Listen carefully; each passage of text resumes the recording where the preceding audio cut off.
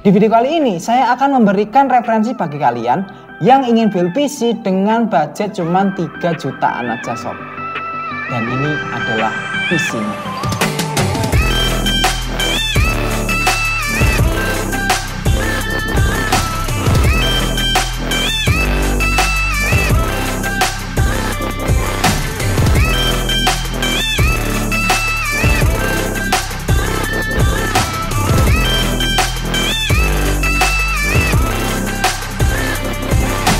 Terima kasih udah mampir di video ini dengan saya Rian di channel Sobat Teknologi.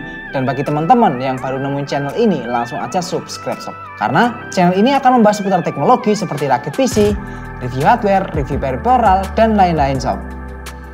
Oke, PC ini saya build dengan budget cuma 3,3 jutaan aja sob.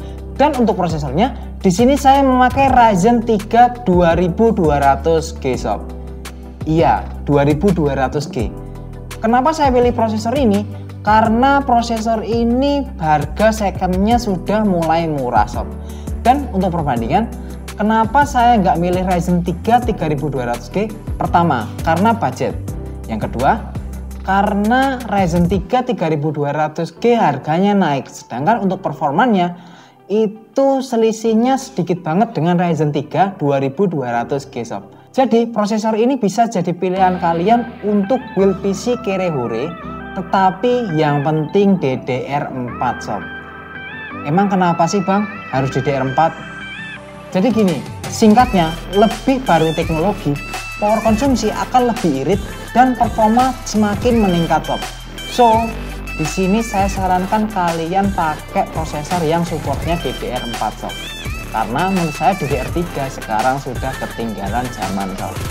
Dan untuk harga dari prosesor ini dibanderol sekitar 1.100.000 sampai 1.200.000 dengan kondisi second, dan itu biasanya masih ada sisa garansinya sob. Jadi bagi teman-teman yang ingin build PC secara budgetnya sangat mepet, prosesor ini bisa jadi opsional kalian untuk menekan budget sob. Next, kemudian untuk motherboard. Di sini saya memakai motherboard dari MSI, yaitu MSI A320A Pro. Motherboard ini menurut saya sangat murah sob, karena dengan budget sekitar 800 ribuan aja, kalian bisa pasangkan motherboard ini dengan Ryzen 3 atau Ryzen 5 versi EPU. Dan VRM-nya ini menurut saya ini cukup lumayan sob. Next, kemudian di sini untuk RAM, saya memakai RAM dari Kingston, yaitu Kingston HyperX 2x4GB DDR4 2666 MHz sob. Dan RAM seperti ini dibanderol seharga cuman 550 ribuan aja dengan kondisi baru, dan tentu aja tercover garansi resmi sob. Jadi RAM ini sangat saya rekomendasikan untuk build PC seperti ini sob. Next, kemudian di sini untuk storage, di sini saya nggak pakai SSD. Kenapa sih kok nggak pakai SSD? Kan 2020 harusnya sudah SSD. Iya, emang sebenarnya bisa sih ditambah SSD. Cuman di sini saya ingin harga PC ini nggak lebih dari 3,3 juta. Jadi di sini saya hanya memakai harddisk 500 GB dari Seagate sob. Dan harddisk seperti ini dibanderol seharga 250.000 aja dengan kondisi baru, dan ini garansi 1 tahun sob. Emang bedanya apa sih sama SSD sama harddisk? Hanya berbedanya di sini sob. Jadi perbedaannya hanya waktu booting saat dinyalakan, dan saat membuka program tentu aja lebih cepat SSD. Tapi perlu kalian ingat, SSD itu tidak menambah performa dalam gaming atau editing sob. Yang berpengaruh yaitu antara prosesor, RAM, dan juga VGA sob. Itu menurut saya. Jadi SSD itu hanya berpengaruh saat load data saja sob. So itu saya korbankan, tidak terlalu masalah sih menurut saya. Next, kemudian di sini untuk casing saya memakai Infinity Cobra sob. Dan Infinity Cobra ini menurut saya airflow-nya sangat bagus, dan tentu aja ini meskipun PSU-nya di atas, bagian depannya ini mesh, dan bisa kalian pasang banyak fan di sini. Dan bagi teman-teman yang ingin tahu spesifikasi casing ini, kalian bisa tungguin video di next video sob, karena saya akan bahas di video selanjutnya sob. So, subscribe channel ini dan nyalakan tombol notifikasinya sob, biar kalian nggak ketinggalan informasi terupdate dari channel ini sob. Dan Infinity Cobra ini dibanderol seharga cuma 300 ribuan aja sob. Dan menurut saya ini bisa jadi opsional kalian ketika kalian ingin beli casing ini secara online sob, karena casing ini sangat ringan. Tapi meskipun ringan, ini lumayan kokoh dan ini adalah akrilik, jadi nggak usah takut pecah sob. Cukup di packing bubble wrap aja, menurut saya itu aman sob. Next, kemudian di sini untuk PSU-nya saya memakai Infinity 250 watt sob. Ini belum 80 plus, tapi menurut saya ini sudah cukup untuk mengangkat semua komponen yang ada di sini sob. Tapi jika teman-teman punya budget lebih, saya sarankan kalian pakai PSU yang sudah bersertifikasi 80 plus sob, biar lebih aman sob. Tapi jika teman-teman ingin memakai PSU ini, menurut saya itu masih aman sob, karena di sini untuk sistem konfigurasi seperti ini hanya menyedot sekitar 110 sampai 135 wattan sob. So itu masih aman menurut saya sob. Dan di sini untuk mempermanis PC ini saya menambahkan dua fan dari Aigo, yaitu Aigo Dark Flash C6, dan saya pasangkan di bagian depannya dan bagian belakangnya sob, untuk intake dan juga untuk outtake sob. So ini mempermanis PC kalian dan tentu aja bikin casing kalian jadi sangat adem sob. Dan bagaimanakah performa PC ini? Mari kita lihat benchmarknya. Let's go.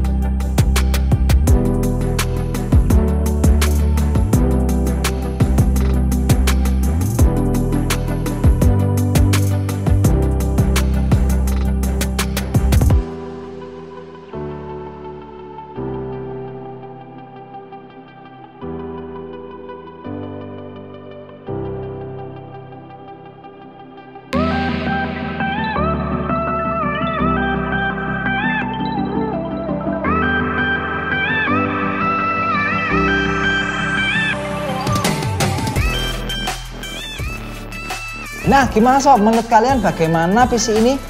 Kalau menurut saya sih ini lumayan sih, dengan budget 3,3 juta kalian bisa main game-game seperti di benchmark tadi dengan FPS yang menurut saya juga lumayan sob. Dan untuk kenapa saya pilih Ryzen 3 2200G daripada Ryzen 3 3200G, mungkin di next episode saya akan komparasi antara Ryzen 3 2200G dan Ryzen 3 3200G sob. So pastiin kalian subscribe channel ini dan nyalakan tombol notifikasinya sob, karena menurut saya selisihnya itu tipis banget sih. Dan harganya untuk Ryzen 3 3200G sekarang jadi mahal banget sob, dan menurut saya itu nggak normal sob, jadi saya nggak pilih itu. Dan bagi teman-teman yang ingin build seperti ini, menurut saya itu sangat baik untuk jangka panjang sob. Karena apa? Untuk opsi upgrade-nya ini lebih baik daripada kalian build DDR3. Karena menurut saya DDR3 itu udah ketinggalan zaman sob. Dan bagi teman-teman yang ingin tahu gimana cara update PC ini, stepnya bagaimana jika kalian build PC yang seperti ini, kalian cukup nantikan di video yang selanjutnya sob. Dan gitu aja dulu, saya Rian dari channel Sobat Teknologi, and stay creative.